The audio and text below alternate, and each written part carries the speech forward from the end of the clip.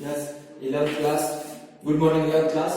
अपन का second chapter चल रहा था, उसका अपना नया टॉपिक है फलन यानी फंक्शन ले रहे हैं। सम के बारे में अपन पढ़ चुके हैं, अब अपन फंक्शन ले रहे हैं। फंक्शन क्या होता है देखिए इधर मैं आपको पहले समझाता हूँ। ये मान लीजिए ए है और ये बी कोई भी समुच्चय, तो 1 2 3 है, ये ए बी सी और डी दिया है। तो ए का संबंध ए से है, बी का संबंध दो से, सी का संबंध इससे। तो यहाँ से देखिए इन तीनों का अद्वितीय संबंध इसमें है। ये बी भले खाली रह जाएगा, बी का संबंध ए के किसी भी सदस्य से नहीं है, तो भी ये ए से बी में क्या है फलन कहलाएगा। मतलब इसमें ए के सभी अवयवों का एक न एक अद्वितीय, अद्वितीय मतलब दो नहीं होना चाहिए, इस ए के दो मान नहीं आना चाहिए, तब ये इसमें ए से बी में फलन है।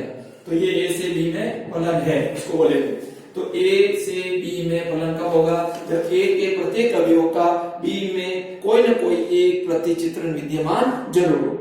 ए में कोई खाली नहीं रहना चाहिए। अगर ये देखिए इधर, ये मान लीजिए 1 2 3 है, ये ए है, ये बी आपका, ये मान लीजिए ए बी सी और यहाँ डी मान लीजिए और आ जाए ये, तो यहाँ इसका संबंध है, 2 का संबंध है और 3 का संबंध नहीं है, तो ये ए से बी में फलन नहीं होगा।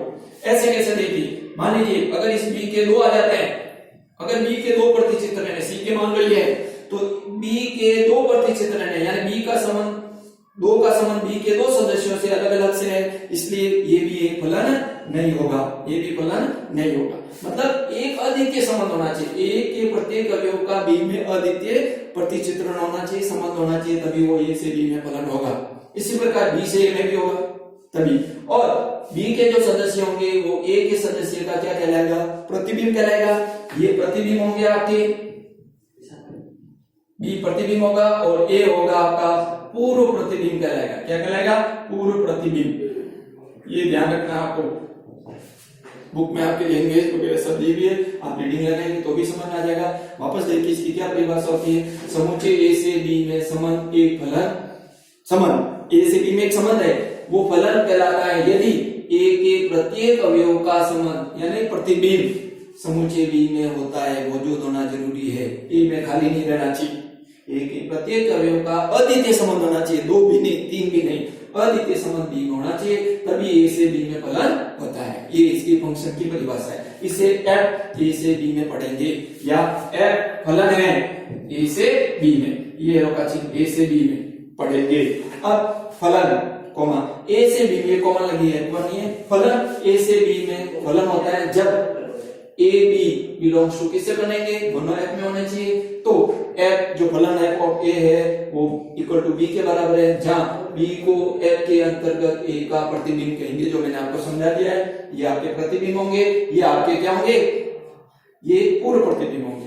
तो तथा ए को बी का पूर्व प्रतिबिंब कहेंगे, ये प्रतिबिंब ये पूर्व प्रतिबिंब कहलाएंगे। तो ये इसकी शाब्दिक परिभाषा या इसके फलन के बारे में आपका हो गया है। तो इसे आप नोटबुक में लिखेंगे, इसका स्क्रीनशॉट लीजिए और अभी मैं आपके एग्जाम्पल करके फिर अपन एक्सरसाइज पे आते हैं। स्क्रीनशॉट ले लीजिए। नेक्स्ट देखिए इधर फलन के अंदर ही पढ़ रहे हैं अपन, ध्यान दीजिए। मैं इनका कार्तीय गुणनफल के रूप में लिखता हूं। मान लीजिए यार एक संबंध दिया हुआ है, देखिए ए 2 यहाँ पे 2 या मान लो ए दे देता, फिर 3 का बी से, 3 का सी से, इस प्रकार से।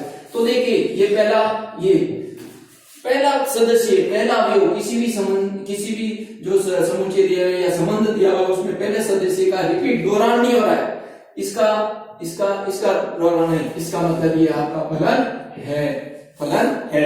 इसी प्रकार से देखिए आर एक आपका दिया हुआ कि देखिए 2 का संबंध ए से, 2 का संबंध बी से, फिर 3 का संबंध सी से और मान लीजिए 3 का संबंध डी से भी, या यहाँ 4 दे दो। तो देखिए 2 के 2 प्रतिबिंब विद्यमान किसमें? दूसरे में ए के 2 मान 2 प्रतिबिंब में है, इसलिए ये फलन नहीं है, फलन नहीं है।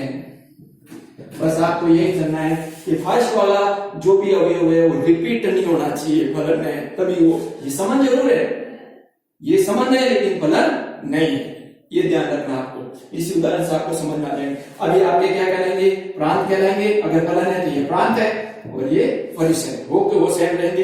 प्रांत और परिसर में कोई चेंज नहीं आएगा, वो रहते हैं। तो इसी प्रकार से आज के एक्सरसाइज के क्वेश्चन आते हैं, ध्यान दीजिए। इधर नेक्स्ट एक्सरसाइज है आपकी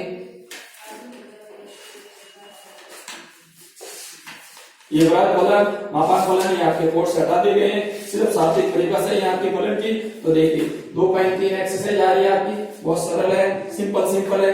निम्नलिखित संबंधों में से कौन से फलन है, कारण भी बताना है, संबंध एक फलन है तो उसका परिसर भी बताना है। अगर आपका फलन है तो परिसर लिखना है। तो पहले का पहला देखिए क्या कह रहा है, आर संबंध दिया हुआ, मान लीजिए 8 नहीं दिया तो सीधा लिख लीजिए, 2 1 दिया हुआ है, 5 1 दिया हुआ है, 8 1 दिया हुआ है, 11 1 दिया हुआ है, 14 1 दिया हुआ है, 17 1 दिया हुआ है। तो बताइए देखिए पहला रिपीट नहीं होना है तो ये पहले से दूसरे में देखो यहाँ 1 1 1 है, मतलब सभी का ही संबंध, सभी का संबंध 1 2 5 8 11 14 17 सबका संबंध एक से ही है, बाकी किसी अन्य सदस्य से नहीं है, तो भी ये फलन है। अब इसका आपको क्या निकालने का कह रहा है कि इसका परिसर के प्रांत आपके पहले वाले होते हैं, तो परिसर आपका क्या हो जाएगा, एक ही होगा, सबका संबंध एक से ही है। इसके सेकंड आ रहा है, इसी का क्या कह रहा है, सेकंड 2 4 संबंध दिया है, 2 का संबंध 1 से, 4 का संबंध 2 से, फिर 6 का संबंध 3 से, 8 का संबंध है आपका 4 से, 10 का संबंध है 5 से, और 12 का 6 से, नेक्स्ट आता है आपका 14 का 7 से। यह आपका हो गया फलन। तो ये भी एक फलन है, क्योंकि देखिए कोई संख्या वापस रिपीट नहीं हो रही है, पहली संख्या रिपीट नहीं हो रही है, सब अलग अलग है, सबका अलग अलग संबंध है, सभी संख्याओं का संबंध है, तो ये आपका फलन है। और परिसर आपका क्या हो जाएगा, जो सेकंड भाग है वो परिसर, तो परिसर लिख दीजिए 1 2 3 4 5 ऐसे 6 7, ये आपका परिसर हो गया इसका। सेकंड आपका देखिए इधर थर्ड वाला देखिए, यहाँ ये मिटा रहा हूं मैं आपको ऊपर से, थर्ड क्वेश्चन इसी का ही थर्ड पार्ट है, पहले का थर्ड पार्ट क्या कह रहा है, 1 3, फिर वापस देखिए 1 5 आ गया, रिपीट हो गया है 2 5, तो क्या कहेंगे, 1 के 2 प्रतिबिंब है, 1 के 2 प्रतिबिंब है, अतः फलन नहीं है, अतः फलन नहीं है। जब फलन नहीं है तो इसका परिसर भी लिखने की जरूरत नहीं है, समझ गए। इसका स्क्रीनशॉट खींचिए, अपनी नोटबुक में आप करेंगे। इसके बाद आ रहा है सेकंड क्वेश्चन, ये आप इसका स्क्रीनशॉट लीजिए और अपनी नोटबुक में कर लेंगे। नेक्स्ट आता देखिए, नेक्स्ट क्वेश्चन है आपका, क्या कह रहा है सेकंड क्वेश्चन, क्या कह रहा है, निम्नलिखित वास्तविक फलनों के प्रांत और परिसर आपको ज्ञात करने हैं। तो देखिए फलन दिया हुआ है आपका f(x) में फलन दिया हुआ है माइनस ऑफ मॉडुलस x। अब चूंकि मॉडुलस का मान लेते हैं तो -a का भी मान a का है, प्लस का आएगा, तो इसके देखिए मान लीजिए, यानी फलन लिखूंगा मैं तो क्या बनेगा फलन, ध्यान दीजिए मैंने -1 रखा, बाद माइनस होने से क्या जाएगा, माइनस का माइनस, ये प्लस बन जाएगा, वापस -1। उसके बाद देखिए प्लस का 1 रखूंगा, इसके मान 1 और 2 रख सकता हूं, तो ये 1 रखा, इसका मान -1 आया, तो ये आ गया। तो परिसर आपका -1 और -1 ही रहेंगे, क्योंकि बार माइनस है, इसलिए प्लस रखेंगे तो भी बार माइनस, ये तो ये आपका फलन है, और परिसर हो जाएंगे आपके -1। समझिए, ये इसी प्रकार का करना है। अब आ रहा है इसी का सेकंड पार्ट, देखिए क्या दे रहा है, एक फंक्शन दिया हुआ आपको √9 - x²। तो देखिए इधर ये भी वास्तविक संख्याओं का समुच्चय होगा आपका, ध्यान दीजिए इधर बहुत ही सरल क्वेश्चन है, कुछ भी नहीं है इसमें भी, आपको सरल करना है, इसको क्या करना है, आपको सरल करना है।